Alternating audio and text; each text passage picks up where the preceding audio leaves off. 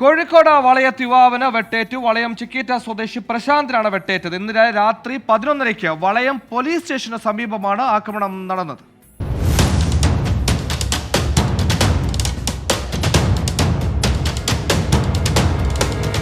വീട്ടിലായിരുന്ന പ്രശാന്തിനെ കുനിയിൽ ഗിരീഷ് എന്നയാൾ ഫോണിൽ വിളിച്ചു വരുത്തി റോഡിൽ വെച്ച് ആക്രമിക്കുകയായിരുന്നു. കഴുത്തിൽ കത്തി കൊണ്ട് വെട്ടി പരിക്കേൽപ്പിച്ചു. 4 തുന്നലുകളുണ്ട്. തലയ്ക്കും മർദ്ദനത്തിൽ പരിക്കേറ്റു. തലയ്ക്ക് 3 തുന്നലുകളുണ്ട്.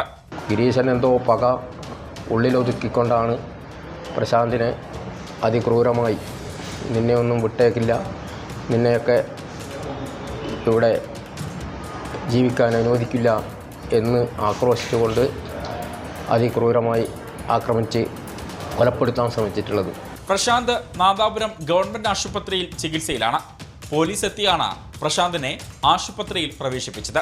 ഇരുവരും തമ്മിലുള്ള മുൻ വൈരാഗ്യമാണ് ആക്രമണത്തിന് കാരണമെന്നാണ് നിഗമനം. 24 കോഴിക്കോട്.